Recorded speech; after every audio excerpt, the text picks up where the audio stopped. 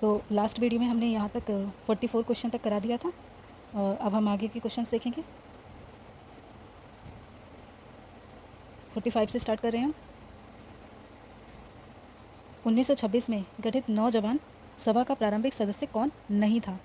ये मैंने पहले भी आपको बताया कि नहीं पे बहुत फोकस देके पढ़ना है, ये क्वेश्चन गलत कराएंगे ही हर हाल में। ऑप्शन देख लेते हैं।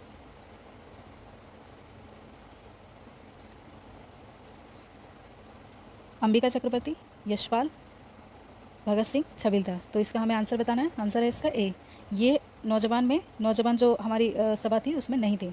चलिए एक्सप्लेनेशन देख लेते हैं कि नौजवान भारत सभा की स्थापना जो है भगत सिंह जी ने की थी और ये 1926 में की थी।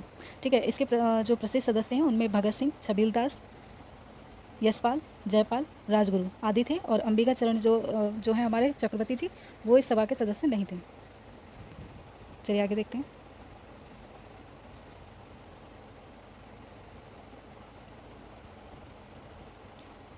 करंट का क्वेश्चन है, चलिए देखते हैं।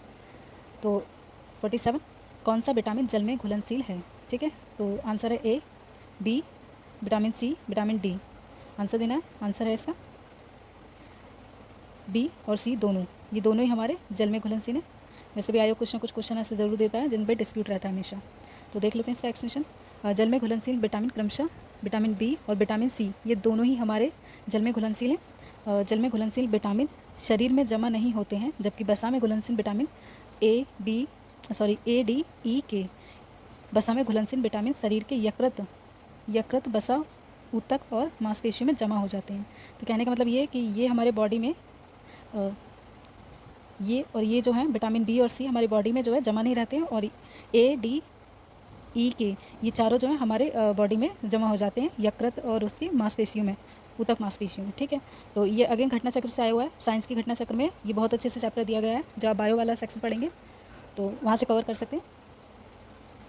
विटामिन का मुख्य कार्य शरीर की उपापचय की दर को सुचारू रूप से बनाए रखना है। विटामिन शब्द सी फंक, ठीक है, सी फंक द्वारा दिया गया। यह एक प्रकार के जटिल कार्बनिक यौगिक होते हैं। ठीक है, तो मतलब एक्सप्लेनेशन भी इनकी पढ़ लेनी चाहिए, क्योंकि कभी कभी आपको जो है कथन और निष्कर्ष या फिर होता है ना कि दो स्टेटमेंट देगा और पूछेगा कौन सा सही कौन सा गलत, तो थोड़ा बहुत एक्स्ट्रा नॉलेज भी रख सकते हैं कि विटामिन शब्द किसने जो है इसकी वो दी है संकल्पना, और ये किस तरीके के यौगिक हैं या कुछ इस तरीके से आप देख सकते हैं।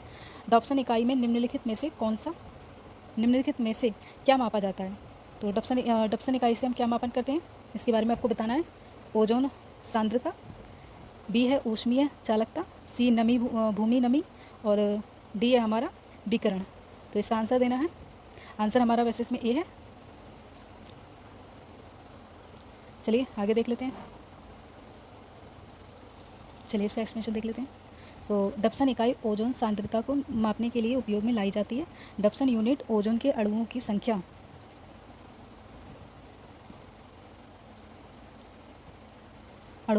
है, जैसे 0 डिग्री सेल्सियस के तापमान और एक वायुमंडल पृथ्वी की सतह पर वायुदाब के दाब पर 0.01 मिलीमीटर मोटी शुद्ध ओजोन की एक परत बनाने की आवश्यकता होती है। तो आपने देख लिया कि ये जो डप्सन इकाई है इसका उपयोग क्या करते हैं, किस लिए होता है? ओजोन सांद्रता मापने के लिए। चलिए अगला देख लेते हैं। 1929 में अखिल भारतीय ट्रेड यूनियन के अध्यक्ष थे। तो एम एन रॉय, जयप्रकाश नारायण, जवाहरलाल नेहरू, और डी हमारा ऐसे दांगे। आंसर देख लेते हैं इसका। आंसर है इसका सी, जवाहरलाल नेहरू। तो निम्नलिखित भारतीय ट्रेड यूनियन कांग्रेस यानी कि एटक की स्थापना 1920 में की गई थी मुंबई में, जिसके प्रथम अध्यक्ष लाला लाजपत राय थे। इसी क्रम में भारत के तत्कालीन कई राष्ट्रीय नेताओं ने इस संस्था की अध्यक्षता की, जिससे 1928 में जवाहरलाल नेहरू इसके अध्यक्ष बने। 1929 में दिसंबर में नागपुर अधिवेशन के नए अध्यक्ष सुभाष चंद्र बोस बने थे। तो ये इसका एक्सप्लेनेशन है। अच्छा, इसके बारे में दे रखा है अब ये अखिल भारतीय ट्रेड यूनियन, तो आपको इसके बारे में एक बार या तो आप गूगल कर सकते हैं, या आपके पास अगर कोई सोर्स है, बुक है, घटना चक्र या जो भी है, तो उस पर एक बार पढ़ लीजिएगा और थोड़े से नोट्स बना लीजिएगा, काम आएंगे। चलिए अगला देखते हैं।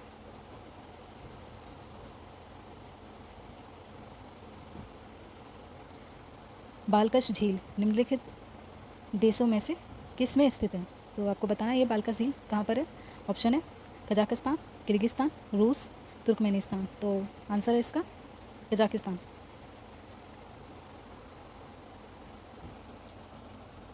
तो देख सकते हैं आप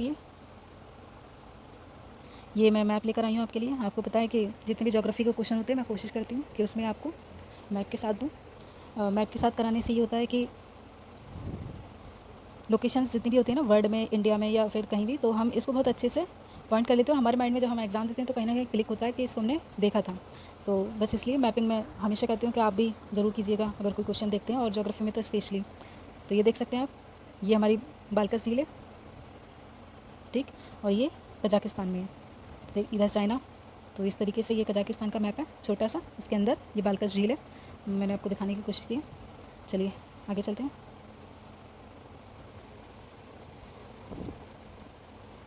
बालकस झील कजाकिस्तान में स्थित है, जो कि एक एंडोरोइक बेसिन है, और यह है कैस्पियन सागर और अरल सागर के बाद कजाकिस्तान की तीसरी सबसे बड़ी झील है। ठीक है, तो यहाँ पर आपको दो इन्फॉर्मेशन मिल रही है कि कैस्पियन सागर और अरल सागर के बाद ये कजाकिस्तान की तीसरी, यानी कि ये भी दोनों हैं इसकी, मतलब इससे कहीं ना कहीं ये भी लगती है और ये भी इसी के टेरिटरी में है। और उसके बाद जो तीसरी है हमारी वो बालकस झील हो गई। तो आपको ये फैक्ट मिल जा रहे हैं अच्छे खासे।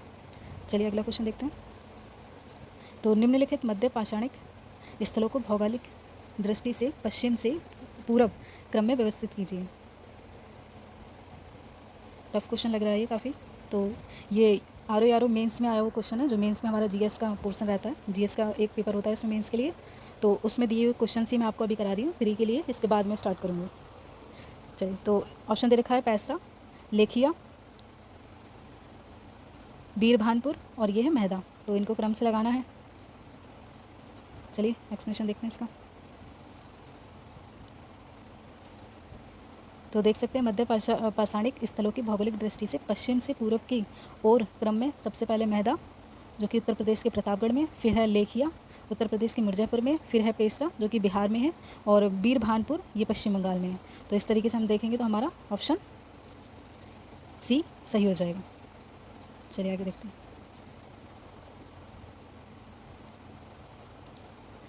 सूची 1 को सूची 2 से मिलाइए।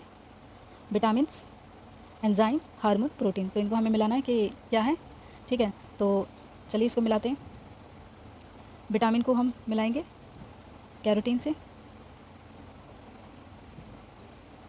ठीक है। उसके बाद हम मिलाएंगे एंजाइम को पेप्सिन से, उसके बाद है प्रोटीन को हार्मोन्स को प्रोजेस्टेरॉन से मिलाएंगे, और बचा हमारा फिर प्रोटीन हमारे कैरोटीन है। तो आपको ज़्यादा नहीं, अगर ये भी पता होगा कि विटामिन जो है हमारे कैरोटीन होते हैं और प्रोटीन हमारा कैरोटीन होता है, तो आप इसको कर लेंगे इजीली। और एंजाइम पेप्सिन, तो इस तरीके से देखेंगे आंसर इसका डी। ये एक्सप्लेनेशन है, ये आप एक बार पढ़ सकते हैं इसको पॉज करके। तो अगेन सूची 1 को सूची 2 से मिलाना है। तो यहाँ पे आप देख सकते हैं श्रावस्ती जो है दे रखा है, श्रावस्ती है, कांकंदी है, अयोध्या है, पभोषा है। ठीक है, तो इसको हमें मिलाना है। काफ़ी टफ क्वेश्चंस आ रहे हैं, कुछ क्वेश्चन रहेंगे आपके अपर लेवल के, वो आपको इतने इजीली नहीं मिलेंगे। तो चलिए इसको मिलाते हैं। तो श्रावस्ती को हम मिला देते हैं, श्रावस्ती को मिलाएंगे हम D4 से। एक मिनट, श्रावस्ती को मिलाएंगे हम संभवनाथ से। उसके बाद काकंदी को हम मिलाएंगे ये सुविधानाथ से, और सी को मिलाएंगे यानी कि अयोध्या से मिलाएंगे हम ऋषभनाथ को, और सॉरी ये अयोध्या से मिलाना है, तो अयोध्या को मिलाएंगे हम इनसे, और श्रावस्ती को मिलाएंगे हम ये इधर डी से। उसके बाद काकंदी को मिलाएंगे सुविधानाथ, और ये पभोषा हमारे पद्म प्रभु। फ़ोन में सेटिंग चल नहीं पाती अच्छे से, तो ये रहा हमारा। अब इसके अकॉर्डिंग हम अपना देख लेते हैं, आंसर हमारा सी हो जाएगा।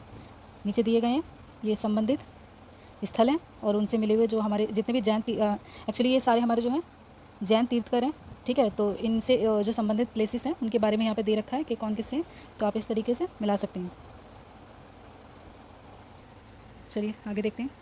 तो निम्नलिखित में से एक्चुअली करंट अफेयर्स है, तो इसको हम छोड़ देते हैं। उसके बाद है ये रीजनिंग है, ये तो आपको खुद से प्रैक्टिस करनी पड़ेगी घर पे। चलिए 56 है। तो 1809 में राजा राम मोहन राय ने अपनी प्रसिद्ध पुस्तक गिफ्ट टू मोनोलिथ्स निम्नलिखित में से किस भाषा में लिखी है। ठीक है, तो आंसर है इसका अंग्रेजी। सॉरी आंसर नहीं, ऑप्शन अंग्रेजी, उर्दू, फ़ारसी, बंगाली। आंसर है फ़ारसी में। तो ये वाली जो इनकी बुक है ना, और 2-3 बुक्स और हैं इनकी, ये सारी घटना चक्र में दे रखी हैं बहुत अच्छे से, तो आप उनकी लिस्ट बना सकते हैं या फिर 1-2 बार पढ़ेंगे तो आपको याद हो जाएगा। तो ये बुक इंपॉर्टेंट है इनकी। चलिए एक्सप्लेनेशन देखते हैं।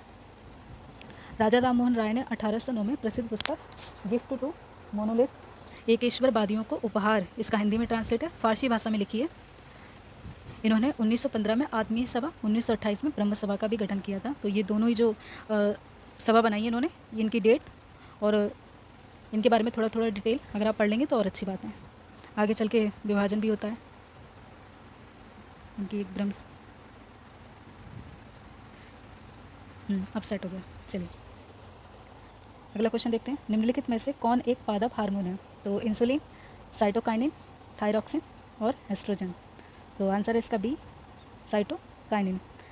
साइटोकाइनिन एक पादप हार्मोन है। अन्य हार्मोन जो है ऑक्सिन, एथिलीन, ठीक है, और एब्सिसिक अम्ल, जिब्रेलिन्स आदि।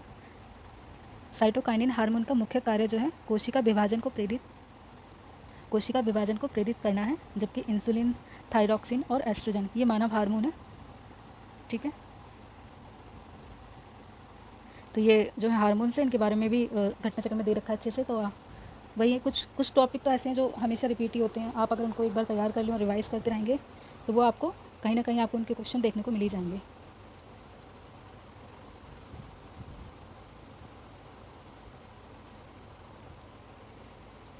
फिफ्टी 8 क्वेश्चन है। पौधे नाइट्रोजन को किस रूप में ग्रहण करते हैं, बताना है आपको। तो ये नाइट्रोजन गैस के रूप में, नाइट्राइट के रूप में, नाइट्रेट के रूप में, अमोनिया के रूप में। तो इसका आंसर हो जाएगा नाइट्राइट के रूप में। नाइट्राइट के रूप में जो है पौधे नाइट्रोजन को ग्रहण करते हैं। चलिए एक्सप्लेनेशन देखते हैं। पौधे नाइट्रोजन का अवशोषण मुख्यतः नाइट्रेट आयन यानी कि NO3 के रूप में करते हैं, लेकिन कुछ मात्रा में नाइट्राइड यानी कि NO2 तथा अमोनिया NH4+ के रूप में भी ले लेते हैं। नाइट्रोजन पौधे में प्रोटीन निर्माण के लिए आवश्यक है। इसकी कमी से पौधे की वृद्धि रुक जाती है। जैसे हमारे लिए ऑक्सीजन ज़रूरी है, वैसे पौधों के लिए नाइट्रोजन ज़रूरी है। तो यहाँ पर बादशाह दिए हैं और यहाँ दीवान दिए हैं और इनकी मैचिंग करनी है हमें। आई होप आपको ठीक से दिख रहा होगा।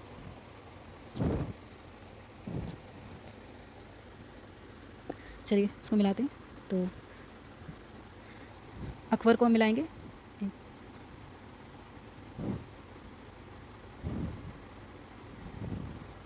तो अकबर को हम मिला देंगे मुजफ्फ़र खान से। इसके बाद हम मिलाएंगे जहांगीर को, तो जहांगीर से मिला देंगे गियास बेग, एतमादुद्दौला। उसके बाद है शाहजहाँ को मिला देंगे हम सादुल्ला से, तो ये डी से मिला देंगे सी को। और औरंगजेब को मिला देंगे असद खान से। तो ये इनके द्वारा नियुक्त किए गए कुछ दीवान हैं। तो ये आप याद रखिएगा कौन सा दीवान किसके टाइम का पीरियड में जो है लगाया गया था, या उन्होंने अपॉइंट किया था। तो चलिए मिला लिया, इसका देखते हैं आंसर है इसका डी। ये इधर डिटेल दे रखा है इसके नीचे, आप पढ़ सकते हैं। चलिए निम्नलिखित में से कौन सी एक सुमेलित नहीं है? तो यहाँ पे संस्थान दे रखे हैं और यहाँ उनकी लोकेशन दे रखी है। बताना है कौन सा मैच नहीं खाता। तो राष्ट्रीय जैविक खेती केंद्र गाज़ियाबाद, राष्ट्रीय दलहन अनुसंधान Kanpur, Indian institute of vegetable research Gorakhpur, और इंस्टीट्यूट ऑफ भारतीय गन्ना अनुसंधान institute of sugar cane research, तो ये है लखनऊ में। तो इसमें से बताना था हमें कौन सा ठीक नहीं। तो ये हमारा गोरखपुर नहीं, यहाँ पे जो है वाराणसी होगा, वाराणसी, ठीक है। ये रहा, इसका एक्सप्लेनेशन में देख सकते हैं। बाकी सारे हमारे मैच हैं। जैविक खेती के लिए केंद्र जो गाज़ियाबाद, दलहन के लिए कानपुर है, और गन्ना अनुसंधान के लिए लखनऊ, ये इसका एक्सप्लेनेशन है। फिर से ये करंट अफेयर है, इसको हम छोड़ देते हैं।